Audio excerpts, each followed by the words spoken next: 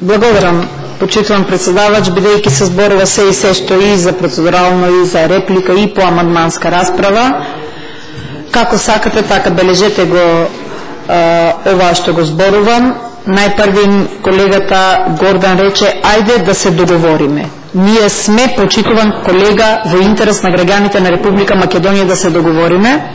Република Македонија да има буџет кој што ќе биде донесен на време и нема да страдаат сите граѓани на Република Македонија од реперкусиите кои што ќе настанат доколку може да се овозможи. Ние молчевме додека се зборуваше.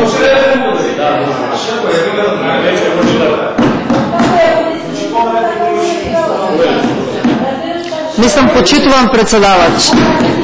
Како што молчиме ние цело време. Значи, подпредседателот на СДСМ вели дека раката од нивна страна е подадена. Да видиме што е раката која што е подадена од страната на господинот Гордан Георгиев и Социјалдемократскиот сојуз. Уцена или 11% ќе прифатите, или ќе прифатите 11% од буџетот на државата, ние да го распределиме онака како што мислиме дека е најдобро и ќе кратиме таму кај што мислиме дека е најдобро, или нема да се донесе буџет на државата затоа што тие како душегрижници, заштитници на граѓаните на Република Македонија не сакат Република Македонија да го стигне грчкото сценарио, бидејќи со овој буџет ние го стигнуваме грчкото сценарио.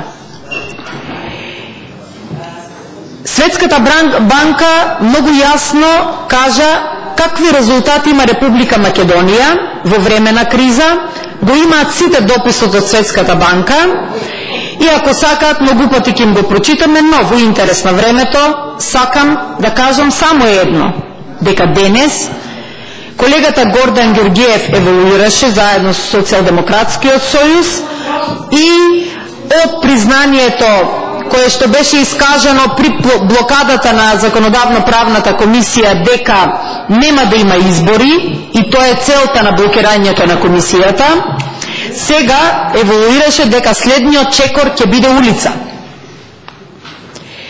Епа, почитувани колеги, сега е јасно првин зошто процедурите согласно деловникот во Собранието на Република Македонија континуирано се кршат. И овде ќе зборувам за процедуралното. Беше кажано дека ќе ги кршите процедурите се додека се кршат процедурите на Законодавно-правната комисија.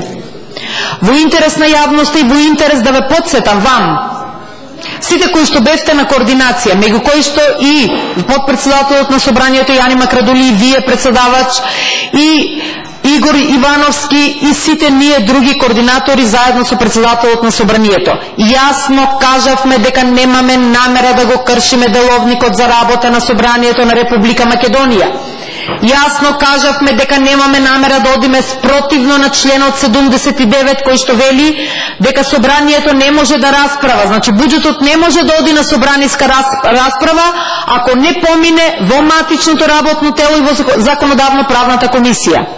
Дилемите кои што Божем сте ги имале предходниот ден, кога кршевте, кога урлавте во салата на Законодавно-правната комисија, кога се заканувавте, кога со насилие ги корневте микрофоните, кога се претворивте во чувари на микрофони и не дозволувавте да земат збор пратениците од парламентарното мнозинство, кога оневозможувавте председател на комисија да зборува, да ја почне работата на комисијата по амандмани кои што се поминати овде на ова матично тело. И откако се договоривме дека во текот на вчерашниот ден ќе се минуваат само амандмани на Законодавно-правната комисија кои што поминале на ова матично тело, вие повторно го повторивте истото сценарио. Сега ми е јасно зошто тоа е така.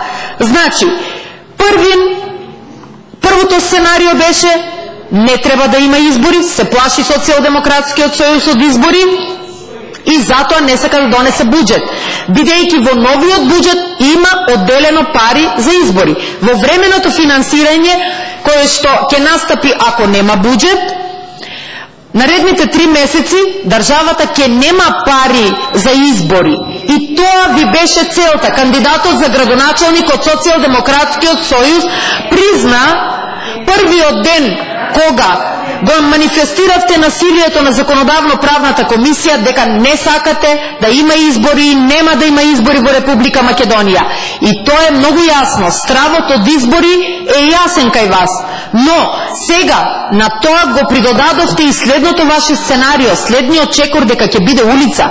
Значи, не ви се важни вам процедурите деловнички во собранието, затоа тука толку слободно ги кршите, а се повикувате на законодавно-правна комисија, демек вие се борите за процедурите во собранието на Република Македонија. Вашето сценарио е следниот чекор да биде улица. Зошто? Затоа што не му е од интерес на Социјалдемократскиот сојуз граѓаните на оваа земја да бидат многу подобри отколку граѓаните во соседните наши земји. На економски план Република Македонија високо вреднувана од многу меѓународни институции.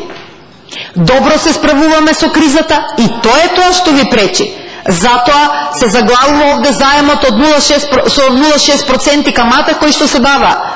Вие земавте во време на суфицит кога имаше буџетот на државата во 2005 година 150 милиони евра еврообразница и не се знае каде отидоа парите. Ние зедовме 175 милиони евра еврообразници и сите граѓани знаат каде отидоа парите. И во автобуси, и во инфраструктура, и во болници, и во опрема за здравството, реновирање на училишта, секаде се знаат парите каде се отидени. Во времето на Социјалдемократскиот сојуз не се знаеше. И тоа е големата болка. И тоа е причината зошто се блокира буџетот на државата. Затоа што не се сака нити да се зголемат пензиите, нити социјалните помошти, меѓутоа не само што не сакате овие категории да го почувстват бенефитот од буџетот, туку сакате да страда стопанството во Република Македонија. Многу добро ви кажаа стопанските комори на Република Македонија дека погубно е ваквото сценарио за македонската економија. Погубно е ваквото сценарио за странските инвеститори во Република Македонија кои што имат намера да дојдат и оние кои што се. Бидејќи земја која што ќе биде на времено финансирање или пак земја во која што опозицијата на сред декември вели 11% од буџетот бараме да се пренаменат онака како што ние сакаме или нема да има буџет, тогаш тоа зборува дека таа земја може да биде нестабилна. Вие ја внесувате, ја вторнувате земјата во хаос и не сакате да биде мирна, стабилна, да се развива и да се соочува со големите предизвици кои што се пред нас. Цела Европа се тресе од економската криза, ние, држејќи се добро во овој момент, добро помагани заради тоа што постојано ги враќаме долговите на време, како што ги вративме вашите долгови кога имавме 6% раст на бруто домашниот производ, се вратија пред време компарискиот клуб на доверители долговите кои што ги направивте само и само Република Македонија да не биде задолжена земја. И затоа денес сме земја која што влегува во земите кои што најмалку се задолжени. Тоа ви пречи. Очигледно е дека не се сака со новиот буџет да започнат инфраструктурните проекти. Железницата до Бугарија не сака да се тргне стопанството да се развива. Последиците од сето тоа што се прави овде во собранието на Република Македонија ќе го трпат сите граѓани. Од сабајле гледаме дека по 1 сат, еден амандман се образлага. Фала му на Господа, после неколку дена еден амандман изгласавме. Така ли мислиме да поминеме уште 1100 амандмани? И тоа ќе кажете дека не е кочење на буџетот на Република Македонија? И ако сакаме во еден ден да се заврши расправата, тогаш тука е ултиматумот на СДСМ. Тогаш еден од ултиматумот е да се скратат 80 милиони од здравството. И многу многу беше несериозно од еден подпредседател на Социјалдемократскиот сојуз да каже дека не знае што има таму во таа ставка, во тие 80 милиони, меѓутоа тие предпоставуваат дека е нешто што не е како што треба. Значи, срамота е да се прават проекции без јасни ставки, да се каже што има во тие ставки и зошто се бара намалување од тие ставки. Не смее да страда здравството, не смее да страда опремата која што е пристигната во Република Македонија, да плаќаме казнени пенали, затоа што треба плаќањето да биде во 2013 година. Сите започнати проекти и плаќања не смеат да се сопрат. Тоа ќе значи штета на државата, ќе удри по джебот на граѓаните, бидејќи каматите, пеналите кои што треба да се плаќаат ќе бидат големи. И тогаш тоа ќе биде на штета на граѓаните на Република Македонија. Значи, не правите вие олеснување на граѓаните, туку правите дупла штета на граѓаните на Република Македонија. Не сакате секако вид на набавки кои што веќе се направени да бидат исплатени во 2013 година. Тоа значи сакате со пенали, односно со големи камати, плаќањата понатаму да бидат извршени, меѓутоа на штета, повторно ќе кажем, на сите граѓани. Не сакате парната да бидат исплаќани по институциите, електричната енергија и така натаму и така натаму. Да не зборувам за отплатите кон странство и каматите кои што треба да се исплаќаат. И токму заради редовното плаќање на каматите, Република Македонија има висок кредитен рейтинг. Вие и тоа сакате да го загрозите.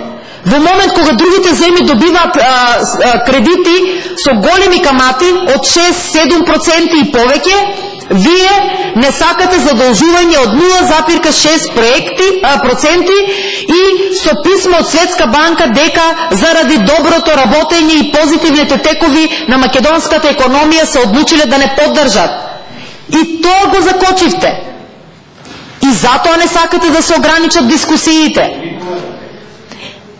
Секоја дискусија која што оди во правец на тоа еден амандман да се зборува по неколку сати, само и само со една цел да не се донесе буџетот. А имавме амандмани по неколку дена се зборуваше за еден амандман. Значи, намерата е јасна. Сега беше јасно кажана дека не се сака да има капитални инвестиции во Република Македонија, не се сака да се започне со изградба на железницата, која што е ваш споменик од ваше време, руиниран, не сака да се имат големини пензии, социјални помошти, не сакате да имат редовна исплата кон стопанството, не сакате да продолжи изградбата на училиштата, патиштата, отплатата на кредитите повторно. Значи, сакате и угледот на земјата да го уништите. Затоа, не само внатре да направите штета, туку и надвор. Затоа, почитувани колеги, ве молам, онака како што го кршите деловникот за работа на собранието, ништо не можете да постигнете. Ете него ставате предлогот, легитимниот предлог на пратеничката група на ВМРО ДПМН на гласање, да се ограничат дискусиите и председавачот согласно член 90 да ги опоменува сите говорници да не зборуват надвор од амандманот. Вие дозволувате да се зборува за се и сешто. И само да се кочи донесувањето на буџетот. Вашата одговорност е ваша одговорност. Меѓутоа, вашата цел не е нормално функционирање на парламентот. Сега тоа беше кажано многу јасно. Следниот чекор, освен тоа што ќе ги блокирате комисиите таму со тепање, со навреди, со корнење микрофони, со чување микрофони, овде со долги говори, вашата цел е следната: да одите на улица. Браво! Ако така мислите да им помагате на граѓаните на Република Македонија, тогаш алал да вие тоа што ве избрале да ги штитите нив, вие сте големи демократи, го покажувате вашиот демократски капацитет и грижата за сите граѓани на оваа земја. На улица не се водат демократски процеси, овде со ограничување на можноста на парламентарното мнозинство, дури и предлогот да му биде ставен на дневен ред или пак горе на законодавно-правна комисија, нас проти член 149 од деловникот за работа на собранието, не дозволувате да почне да работи законодавно-правната комисија, и ако сте должни да овозможите второто читање да се врши во матичното работно тело и во законодавно-правната комисија. Пак ќе повторам во интерес на јавноста. Вашето сценарио е јасно. Не сме ништо да се помрадне од собранието, затоа што го откривте следниот чекор. Следниот чекор, ќе кажа колегата подпредседател Гордан Ѓорѓиевски, ќе биде улица. Точно. Тоа точно така потврдивте. Значи, сценарието на СДСМ е Македонија да ја втурне во хаос од кој што не знам кој ќе може потоа да излече, а најдебелиот крај ќе го излечат граѓаните на Република Македонија. Ви благодарам тоа што дозволивте да се искажам и апелирам на вашата совест, ако работите во интерес на граѓаните, дајте да ги гласаме ограничување на дискусиите, да може секој да се искаже, да не се злоупотребува говорницата и да може да го донесеме буџетот за 2013 година. Благодарам.